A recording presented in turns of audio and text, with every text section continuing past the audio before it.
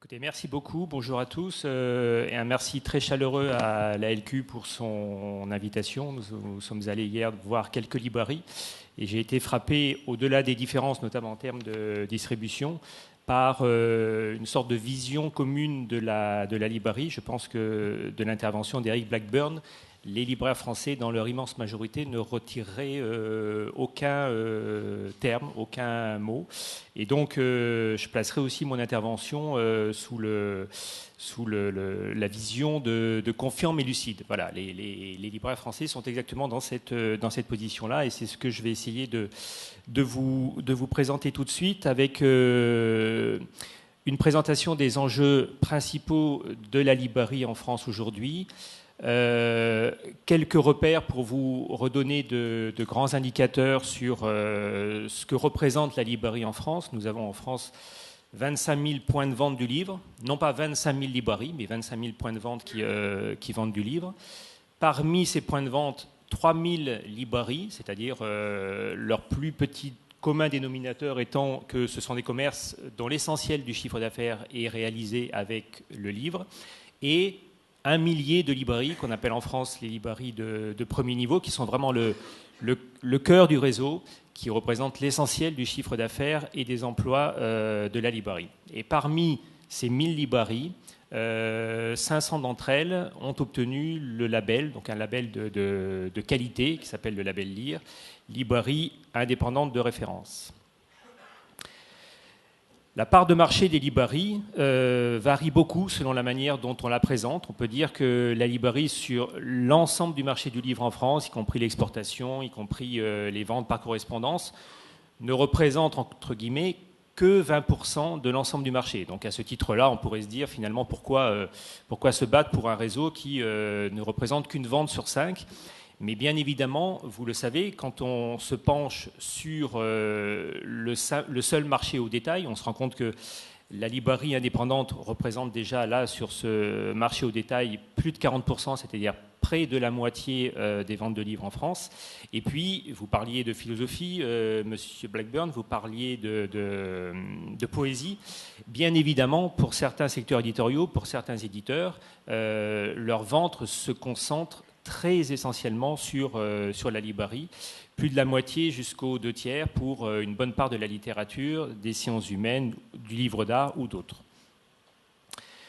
Le rôle des librairies, là je vais vous dire des choses que vous savez, mais notamment dans les discussions que nous avons menées et que nous menons avec les pouvoirs publics, les parlementaires, les ministères, il est toujours important de leur faire comprendre la spécificité de ce réseau. Donc ce réseau joue un rôle que les autres réseaux ne jouent pas.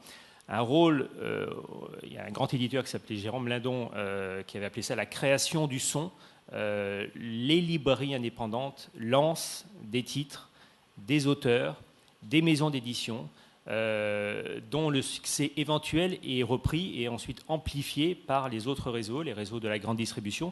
Et c'est tant mieux parce que chacun joue son rôle, les indépendants jouent leur rôle, les chaînes jouent leur rôle, la grande distribution joue son rôle, et le marché, les éditeurs ont besoin de ces amplifications, tout simplement pour faire du chiffre d'affaires et pour pouvoir continuer à publier des titres et des titres difficiles notamment. Mais très souvent, nous avons mené des études sur certains titres, nous voyons que ce sont les indépendants qui lancent ces titres-là. Et une fois que la phase d'amplification est retombée, parce que les titres dans la grande distribution ont une durée de vie qui est limitée, ce sont les libraires, avec Amazon, évidemment, c'est la nouveauté depuis quelques années, mais ce sont les libraires encore en large partie qui jouent un rôle de conservation de ces titres de fond dans leur assortiment. À ce titre, les titres de fond représentent dans les librairies françaises plus de la moitié du chiffre d'affaires et plus des 3/4 des titres vendus. Entre parenthèses, un des arguments d'Amazon, on en parlera peut-être, nous sommes en bataille avec Amazon très, très frontale actuellement, et un des arguments d'Amazon est de dire qu'ils ne comprennent pas cet acharnement des libraires indépendants puisque leur rôle n'est pas du tout le même. C'est-à-dire qu'Amazon dit que la librairie indépendante se concentre sur les meilleures ventes, sur les fortes rotations, alors que lui se concentre sur les titres de fond. Nous voyons à travers ces chiffres que cet argument est bien évidemment fallacieux. La librairie indépendante en France, confiant mais lucide, voilà. La librairie indépendante a un modèle commercial qui résiste, qui tient, qui continue d'être attractif aux yeux de ses clients, malgré une situation économique particulièrement tendue.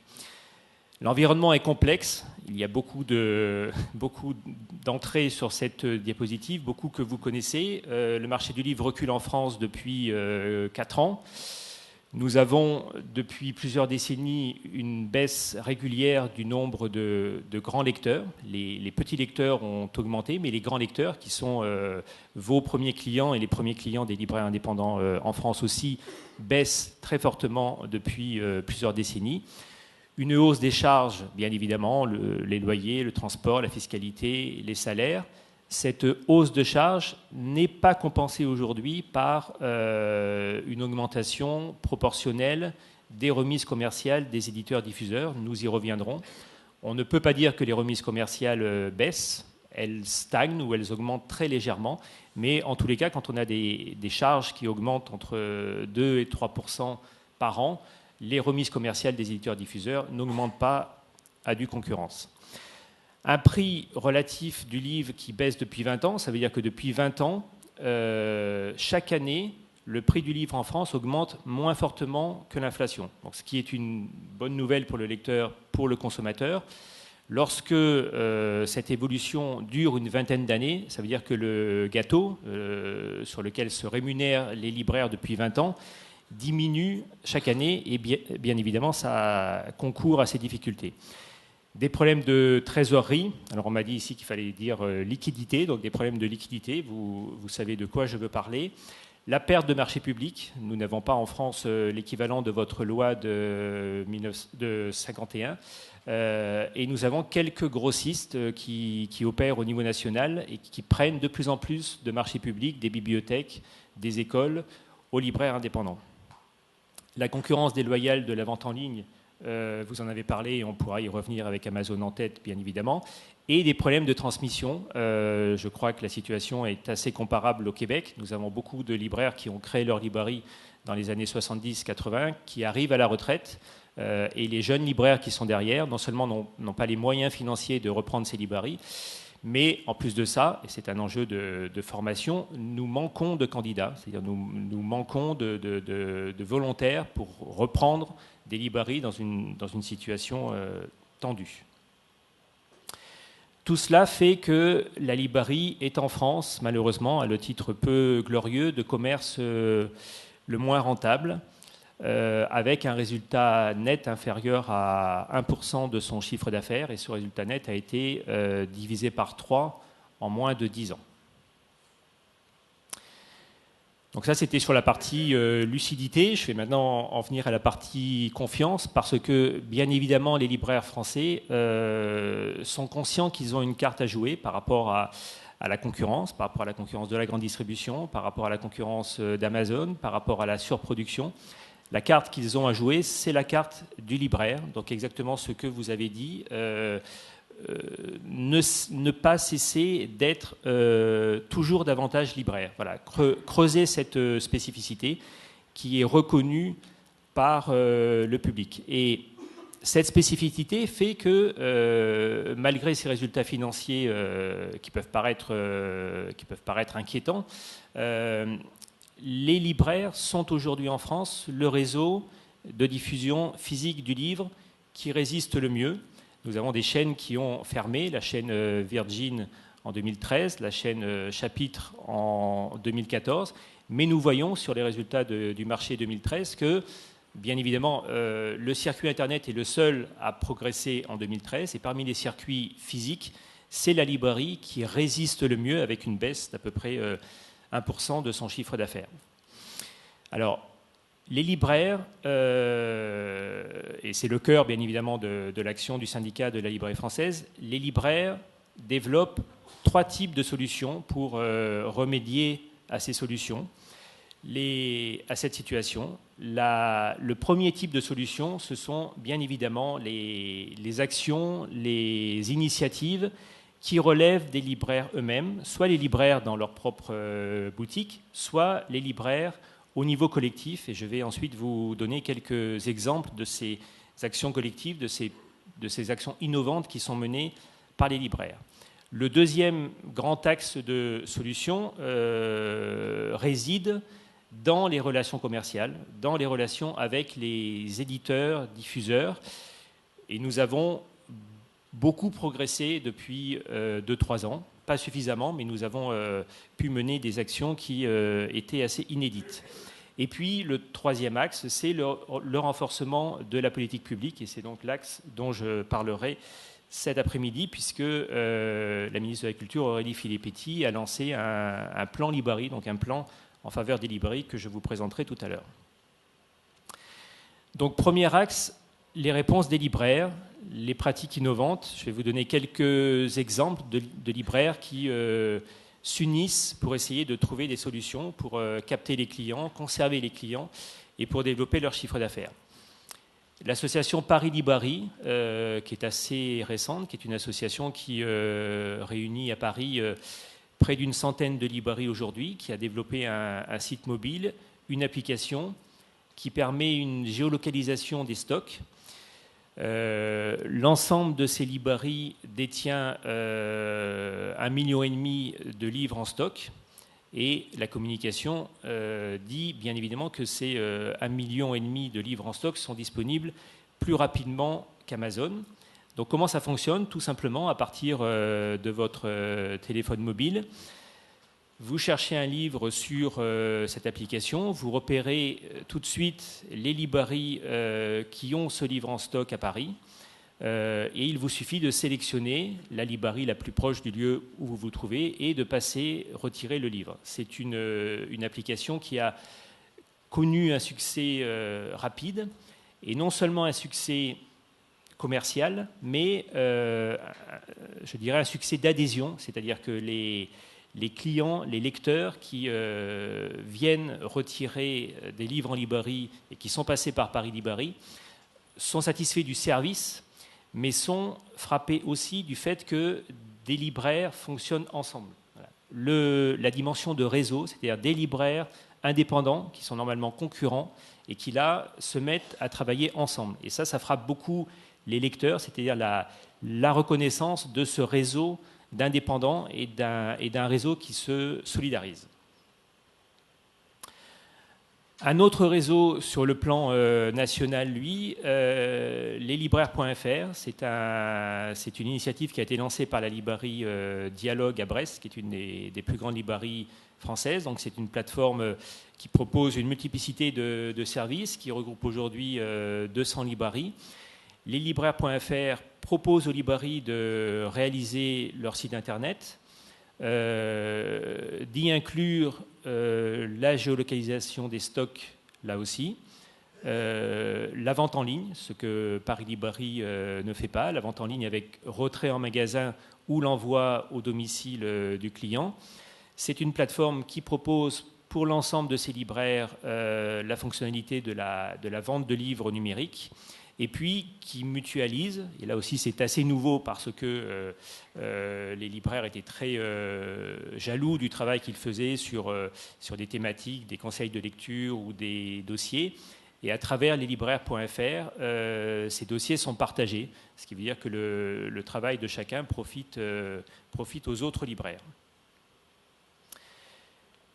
Dans le secteur de la bande dessinée, le réseau Canal BD, qui est sans doute l'initiative la plus intégrée aujourd'hui entre libraires français. Canal BD regroupe une centaine de librairies en France, mais aussi en Suisse, en Belgique et même au Québec, et a pour mission de valoriser le réseau des librairies BD auprès du public. Ils ont un site de vente en ligne, une politique de promotion commune de nouveautés notamment, avec par exemple des écrans dans la vitrine de chacune de ces librairies. Ils produisent des objets, des affiches, des inédits. Il développe un prix des libraires de bande dessinée et c'est là où c'est l'initiative la plus intégrée, la plus poussée. Ils ont une action commerciale commune,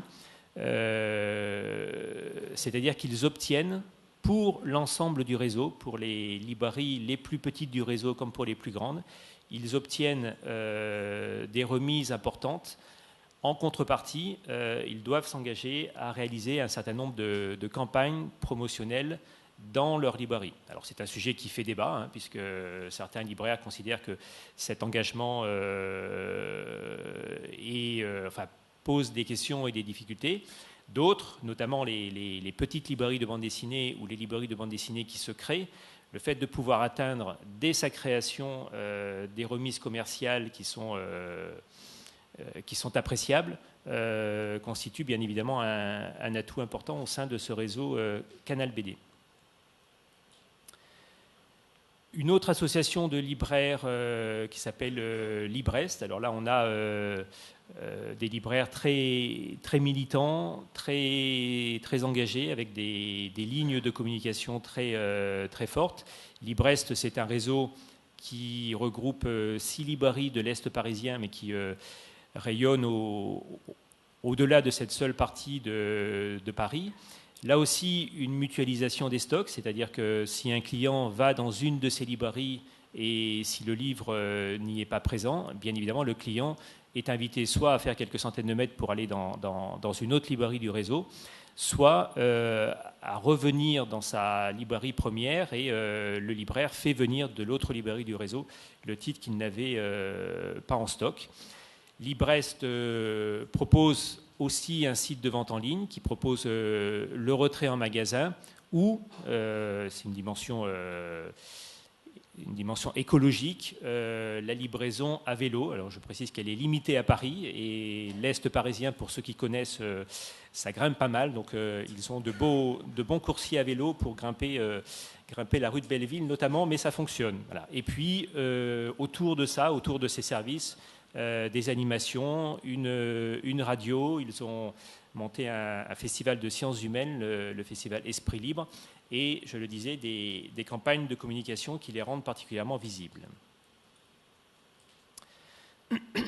Autre initiative des libraires, celle-ci portée par le syndicat de la librairie française, un observatoire économique de la librairie. Je crois qu'il existe quelque chose de comparable au Québec. Nous avons constaté que beaucoup de libraires manquaient d'indicateurs économiques, d'indicateurs de gestion pour avoir une vision synthétique de leur activité et donc pour mieux piloter l'activité commerciale de leur librairie. Donc nous mettons en place cette année cet observatoire de la librairie à partir d'une remontée des données d'achat, de vente et de retour des libraires, qui permettra à ces libraires de mieux connaître leurs principaux indicateurs de gestion, chiffre d'affaires, achat, stock, rotation, retour, marge. Ça peut paraître évident, mais ça ne l'est pas tant que ça. Un libraire connaît son chiffre d'affaires global. Quand on descend au niveau des rayons, quand on descend au niveau des éditeurs, si on demande à un libraire l'évolution de son chiffre d'affaires avec les éditions La Découverte, ce sont des données dont il ne dispose pas spontanément.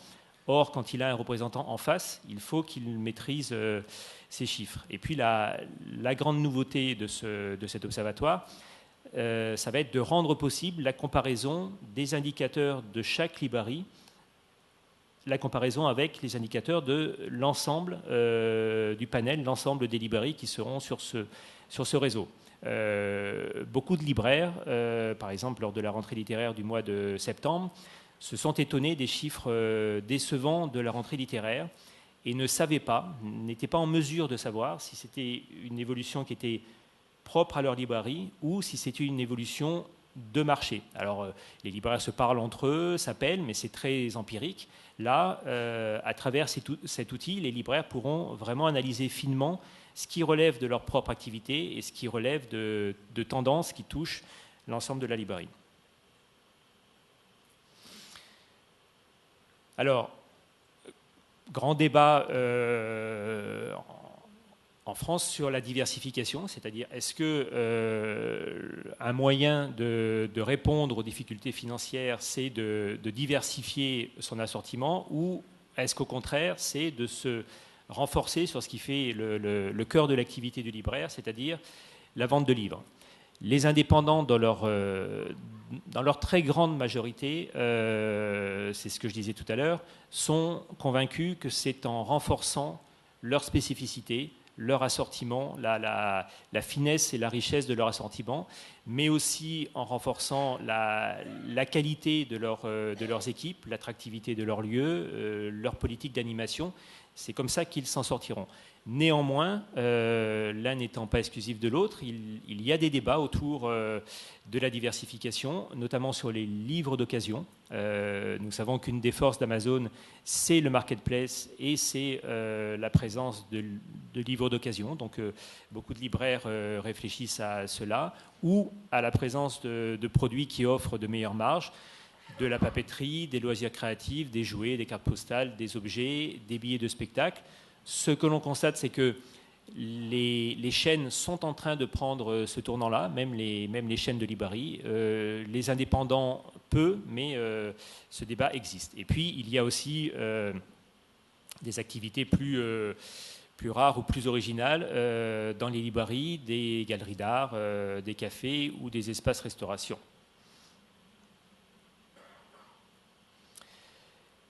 Les solutions, les actions collectives des libraires, on a évoqué, vous avez évoqué, M. Blackburn, l'enjeu de la formation. Nous en sommes aussi tout à fait convaincus. Nous sommes lancés dans une refonte générale de l'offre de formation des libraires, puisque nous considérons bien évidemment, c'est là que se joue une bonne partie de l'avenir de la librairie, la formation des jeunes libraires, des futurs libraires.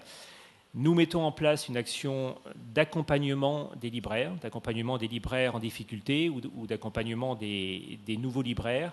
Aujourd'hui, cette action est très peu développée lorsqu'un libraire rencontre des difficultés. Il existe en France des dispositifs d'aide financière, mais ces dispositifs d'aide ne sont généralement pas suffisamment accompagnés d'une politique de suivi. C'est bien d'aider financièrement un libraire, c'est encore mieux de l'aider et de le suivre ensuite pour voir s'il a mis en œuvre les actions nécessaires au redressement de son activité. Et sur la politique de formation, un groupe de libraires du syndicat est en train de travailler sur les axes, les piliers de cette formation, en revenant aux piliers du métier, la culture éditoriale. Nous étions hier dans une librairie à Montréal où l'on parlait de cette question de la culture générale. Nous avons aussi en France des jeunes libraires qui entrent en librairie sans avoir la même culture générale, la même culture éditoriale que les libraires qui ont créé leur librairie dans les années 70-80. Donc il faut que les jeunes libraires puissent se repérer dans les catalogues, puissent positionner un auteur, une collection, un catalogue, une maison d'édition dans un ensemble plus global. Donc les fondamentaux du métier, qui doivent être aussi les fondamentaux de la politique de formation des libraires, la culture éditoriale, l'accueil, ça n'est pas toujours le cas, il ne suffit plus de vendre des livres pour avoir des clients, il faut aussi savoir les accueillir, savoir leur vendre des livres, qui ne sont pas toujours les livres que l'on préfère nous, l'assortiment et bien sûr la politique d'animation.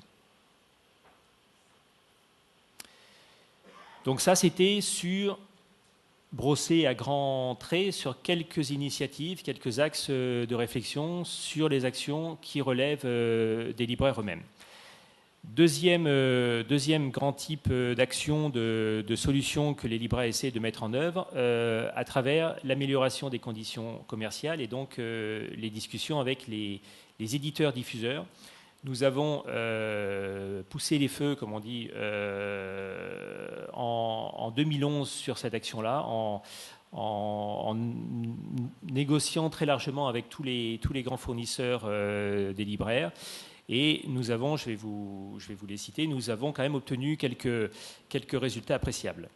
La marge moyenne des libraires aujourd'hui en France tourne autour de 33-34%, donc c'est la marge brute, ce n'est pas exactement la remise commerciale, mais la marge moyenne des libraires est donc à ce niveau, sachant que les remises sont plafonnées à 40% pour ce qui est de la littérature générale et à 31,5% pour le scolaire et l'universitaire.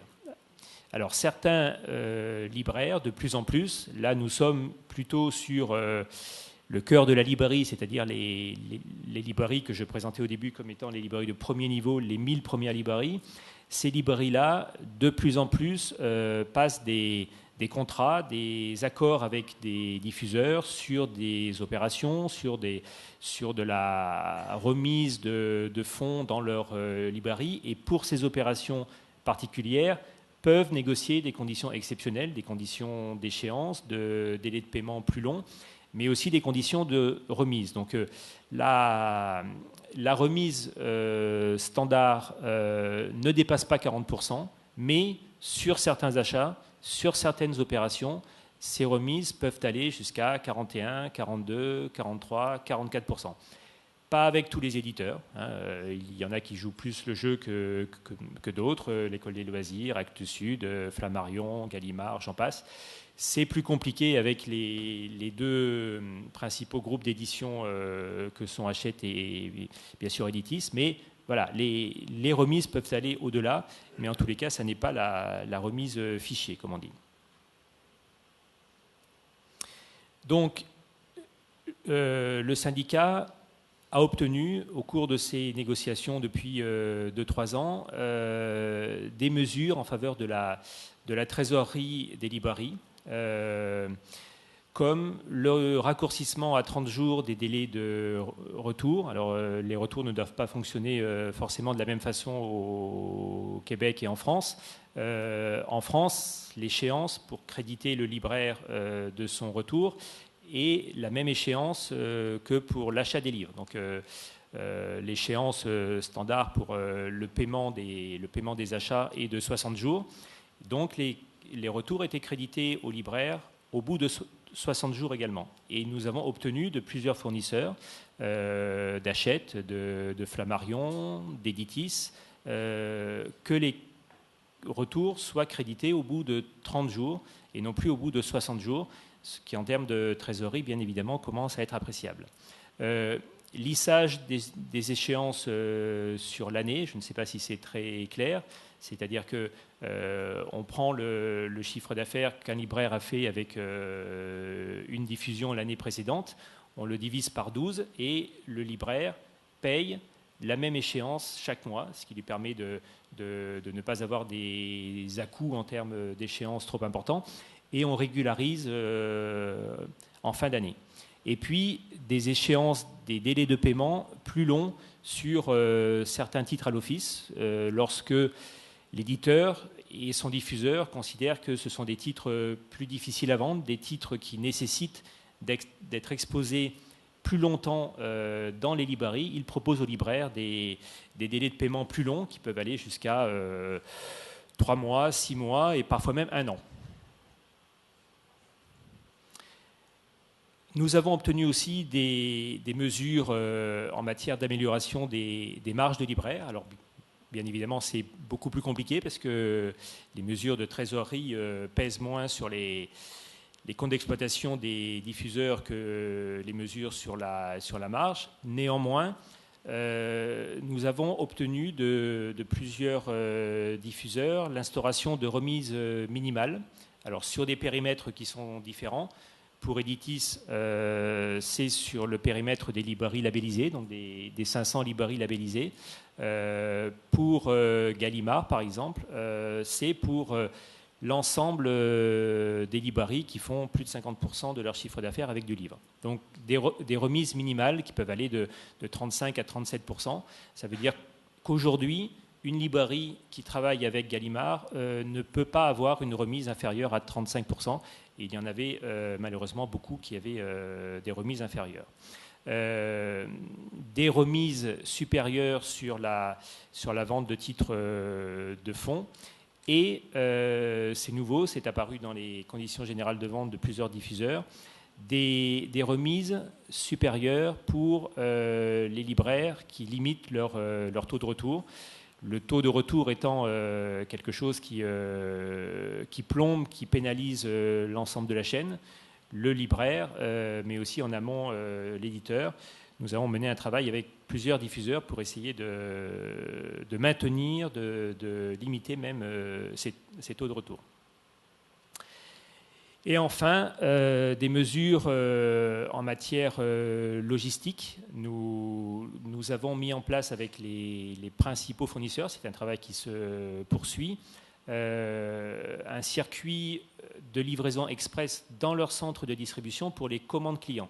Alors, pas pour l'ensemble du réassort, mais pour les commandes clients, le libraire entre dans son logiciel un code spécifique qui permet d'identifier cette commande comme étant une commande client. Et auprès d'Hachette, d'Editis, du Seuil, de la Sodis pour le groupe Gallimard, ces commandes sont reconnues comme des commandes express, des commandes urgentes, et elles arrivent selon la ville où est situé le libraire, entre 1 et 3 jours. Nous cherchons à étendre cette disposition à un plus grand nombre de fournisseurs, l'objectif étant, dans les mois qui viennent, que les libraires puissent communiquer auprès de leurs clients en tenant la promesse sur 80-85% des éditeurs et des titres qu'ils vendent, que ces titres-là seront présents, seront disponibles 48 heures après la commande, c'est-à-dire dans des délais comparables à ceux d'Amazon.